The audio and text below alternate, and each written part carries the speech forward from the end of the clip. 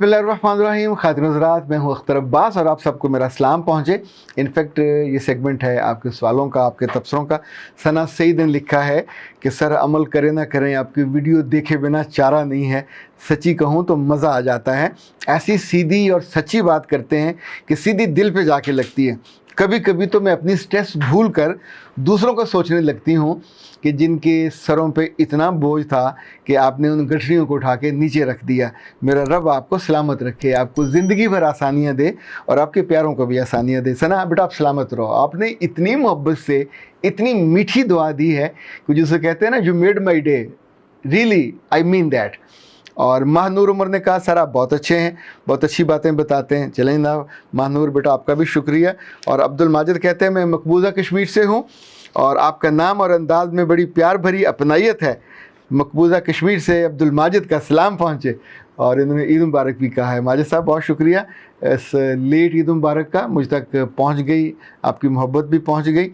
और फातिमा रानी ने कहा मुझे उन सारी बातों का शुक्रिया कहना है जो मेरी ज़िंदगी में आपकी वजह से आईं और मेरी खुशी, इज़्ज़त और एहतराम का बायस बनी।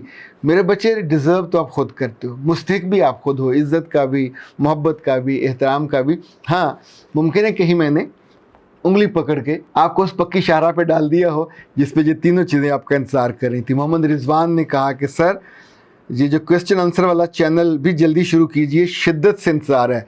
जी बेटा बिल्कुल, इंशाल्लाह। काफ़ी सारे इसमें नाम आ गए हैं, तैयारी भी इस वक्त हमारी आलमोस्ट फिनिशिंग पे चल रही है, तो फिर जल्दी इसका ऐलान करते हैं।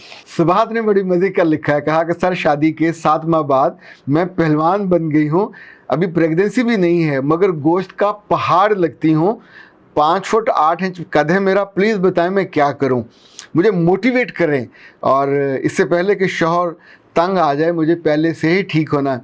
मेरे बच्चे, ये वो लम्हा है जो बहुत कीमती है जब आपको ख़ुद से एहसास हुआ और 7-8 माह में आप पहलवान बने हो, तो किसी अहमक के कहने पे 7-8 दिन में बारीक मत हो जाइए।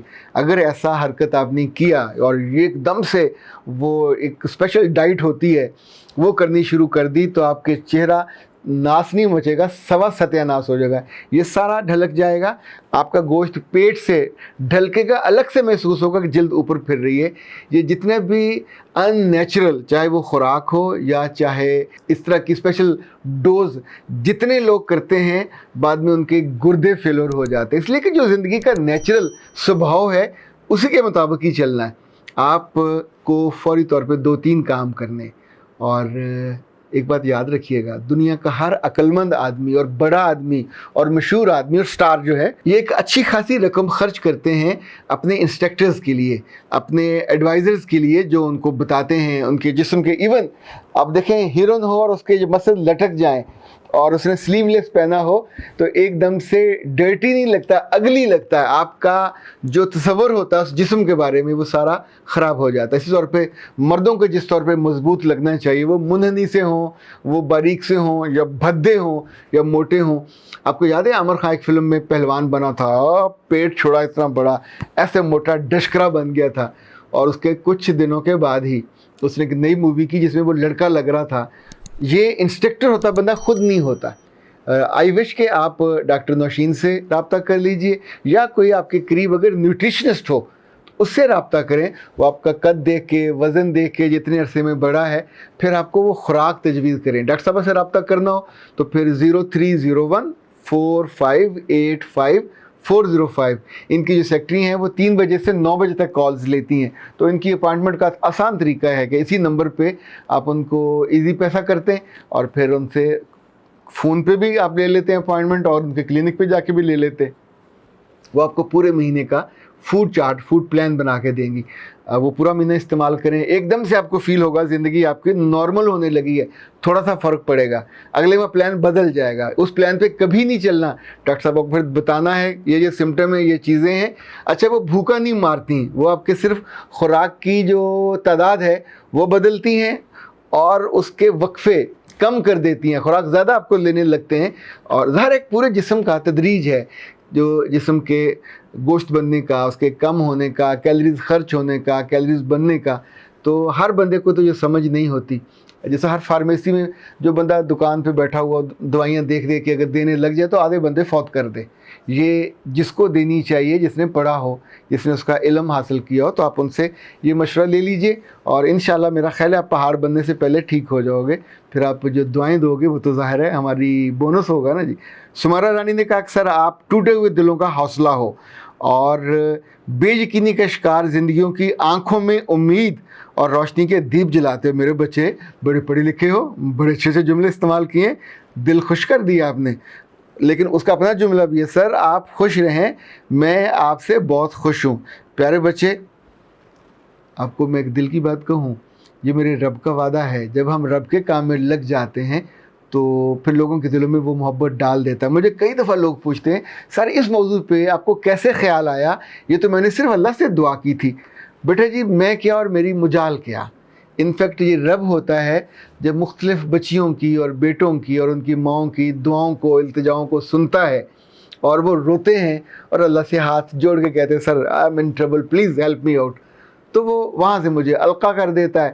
یعنی میں اسی شہر میں ہوتا ہوں, اسی ملک میں ہوتا ہوں, پہلے نہیں علم ہوتا, تو جب کسی کی ضرورت ہوتی ہے تو ٹھک کر کے. یہ جتنی ویڈیوز ہم روز بناتے ہیں ایسا نہیں ہوتا کہ یہ خالی خالی ہوا میں بن رہی ہوتی ہے, خلا میں. کہیں نہ کہیں کسی کا مسئلہ ہوتا ہے جو اس سے جڑا ہوتا ہے. کسی کے دل پہ بوجھ ہوتا ہے, کسی کی روح پہ بوجھ ہوتا ہے, کسی کے جسم پہ بوجھ ہوتا ہے, کسی کو اپنے گناہ کا احساس ہوتا ہے, کوئی وہاں سے اس دلدل سے نکلنا چاہ رہا ہوتا ہے, کوئی دوسروں کو نکالنا چاہ رہا ہوتا ہے, کوئی زندگی کا سکھ زیادہ لینا چاہ رہا ہوتا ہے, کوئی دکھوں سے بھاگنا چاہ رہا ہوتا ہے. تو ہر ایک میں وہ خود تو بے بس ہوتا ہے, مدد کرنے والی ذات تو کوئی اور ہوتی ہے. جب ہم اس کو اپنے ہاتھوں میں لیتے ہیں اور پھر التجا کرتے ہیں تو سچی بات ہے ہمارے لاڈ کو وہ ضائع نہیں کرنے دیتا. کہیں میرے ذمہ لگا دیتا ہے, کہیں کسی الف کے ذمہ, کہیں بے کے ذمہ, کہیں جیم کے ذمہ, جو جس قابل ہو یا جس کو اس نے جوڑنا ہو. اور اندازہ کریں عین اس موقع پہ جب وہ بات ہو رہی ہوتی ہے آپ وہاں ٹیون کر لیتے ہیں, ایون حرم سے نکلتے ہوئے, ایون مدینہ منورہ میں جاتے ہوئے, ایون اپنے گھر میں سونے سے پہلے, ایون اپنے گھر میں صبح صبح اٹھتے ہوئے, ایون اپنے ان جگہوں پہ جہاں آپ صرف اکیلے ہوتے ہو اور کسی کو مداخلت کی یا انٹرفیئر کرنے کی اجازت بھی نہیں ہوتی. سو آئی وش کہ یہ اس بات کو, اس فنومینو کو سمجھا جائے تو چیزیں آسان ہو جاتی ہیں اور آپ کا دل اور آپ کی روح اور آپ کا بدن زیادہ شکر گزار ہو جاتا ہے. عیسیٰ نے کہا کہ سر کم ہی کسی کو دیکھا ہے کہ ایسی اچھی مثال کوٹ کرے جیسے آپ نے اچھی زندگی میں کوٹ کی. تاریخ خلفاء میرے پاس بھی ہے.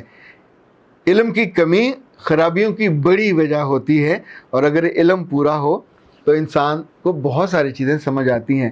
عیسیٰ صاحب بالکل آپ نے ٹھیک کہا, یہ بات دل کی بجا ہے. اچھا جی, یہ عبد الرحمن صاحب ہیں, فائنل ایئر میں ہیں MBBS میں IMC فیصل آباد میں, اور وہ کہتے ہیں کہ سر آپ سے ہمبل ریکویسٹ ہے, والدین کو بتائیے کہ کلچرل ڈفرینسز کے ساتھ شادیاں نہیں چلتی.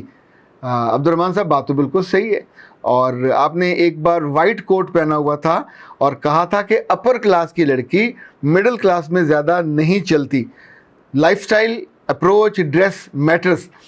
اچھا یہ بات عجیب سی ہے, لوور مڈل کلاس کی بچی مڈل میں آ کے چل جائے گی, مڈل کی بچی اپر مڈل میں جا کے بھی جلدی اڈاپٹیبلٹی ہو جاتی ہے, یعنی آپ کم سکھ سے زیادہ سکھ میں چلے جاتے ہیں. یا تو یہ ہوتا ہے کہ آپ اندر سے زیادہ ہمبل ہو جاتے ہیں, زیادہ اکاموڈیٹیو ہو جاتے ہیں, بچ جاتے ہیں, اور اپنے گھر والوں کے لیے بھی آپ محبوب رہتے ہیں. پر بعض بچیاں ایسی بھی ہوتی ہیں جو مڈل یا لوور مڈل سے نکل کے اوپر والی کلاس میں جاتی ہیں, اور وہاں جا کے ان کی پھر گردن میں مغل کا سریہ آتا ہے. اتفاق کا سریہ تو بند ہو گیا, تو مغل کا سریہ آتا ہے. متکبر ہو جاتی ہیں, یعنی ان کے ناک سے ٹھوئیں گرتے ہیں, اور اپنی سگے بہن بھائیوں کو بھی وہ اگنور کرتی ہیں, بے عزت کرتی ہیں. کس کی بنیاد پہ؟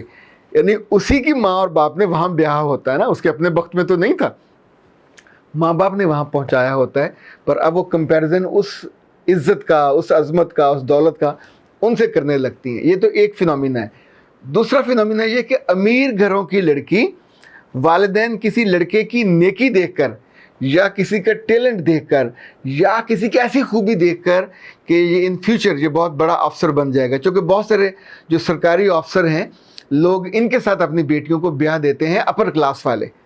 اچھا, اپر کلاس کی لڑکی لوور میں جب بھی آئے گی اس کی جان یہاں تک عذاب میں پھنسے گی. اب یہ جو مڈل کلاس میں لڑکا ہے, اب افسر بن گیا ہوا ہے, ذہنی طور پہ مرعوب ہے, جیبی طور پہ خالی ہے, माली तौर पे कमज़ोर है, फिनेंशियल पोजीशन उसकी अच्छी नहीं है, लेकिन फिनेंशियल पोजीशन ससुराल की अच्छी है। तो अब ये होगा, या तो बहुत समझदार होगा तो प्रॉपर एक लाइजान रहेगा, या आम तौर पे उस लड़की को वो स्नब करने लगता है, उसको डिग्रेड करता है, उसको तंग करता है, ख्वार करता है, ताकि उसके आगे वो दबी रहे। और ऐसे में वो लड़की हीरे जैसी हो, वो खूबसूरत हो, वो बाकमाल हो, वो बासलाहियत हो, वो एक अहमक और नादान मर्द की वजह से, जिसका कल्चरल डिफरेंस है, जिसका माली फ़र्क है, जिसका ज़हनी जो उपज है वो भी कमज़ोर है, इसलिए जहाँ कल्चरल डिफरेंसेस हैं बरादरी का, लाइक एक म्यू बरादरी, आप उसे किसी और बरादरी में ब्याह दोगे, नहीं चल पाएगा। ये जो पठान बैकग्राउंड की बच्चियाँ और बच्चे होते हैं, ज़ाहिर है उन्होंने उनकी लिविंग और तरह की, कपड़े और तरह के, बिलीव और तरह के, जब बिल्कुल वो दूसरी बरादरी में जाते हैं नहीं चल पाता, मुश्किल हो जाता है। और ख़ास तौर पे जो कल्चरल डिफरेंसेस हैं, इसमें खाना भी है, इसमें कपड़े भी हैं, इसमें लेन देन भी है। कुछ घरों में बहुत लेन देन होता है, कुछ में होता ही नहीं है, तो वहाँ हमेशा फसाद इसी बात पे पड़ा रहता है। सो अब्दुर्रहमान साहब ने जो इस बात का कहा है, एक बात और भी याद रखने की, अगर आप इस आजमाइश में पड़ गए हो और आपकी शादी हो गई है जहाँ कल्चरल डिफरेंसेस हैं, तो फिर अक्लमंदी क्या होगी कि क्या सुबह का शाम तक रिश्ता काट दिया जाए, या ये होगी कि उस डिफरेंस को समझा जाए, उन लोगों को समझा जाए। और उन लोगों को समझना क्या है, उनकी खुशी किस में है, उनका गम किस में है, और उनकी इज़्ज़त किस में है, उनकी ज़ुबान का जायका किस में है, उनकी आंखों की मुस्कुराहट किस में है, और किस बातों पे वो दबकते हैं, किन बातों से वो डरते हैं, किन बातों से वो अवॉइड करते हैं, किन लोगों को अवॉइड करते हैं। इन बातों को समझने के लिए 1 हफ़्ता लगता है, ऐसे करके चुटकी में। अब अपनी सास को ही टारगेट कर लें, उसके साथ बैठने लग जाएं, उसकी बेटी को टारगेट कर लें, मियाँ शायद बहुत जल्दी काबू नहीं आता, पर जिस घर में आप सारा दिन होते हैं तो वहाँ बी टारगेटेड। और चीज़, अपने कानों को, 2 कान हैं तो पूरे जिस्म को कान बना लीजिए, देखते जाइए। अल्लाह ने हमारे अंदर इतनी शानदार प्रोसेसिंग मशीन रखी है कि हम किसी को लिखते देख लें, किसी को बुनते देख लें, किसी को खाना पकाते देख लें, हम फ़ौरन वैसा करने की कोशिश करते हैं और कामयाबी से कर भी लेते हैं। पर ये तब होता है जब प्रोसेसिंग आपकी ठीक हो रही हो।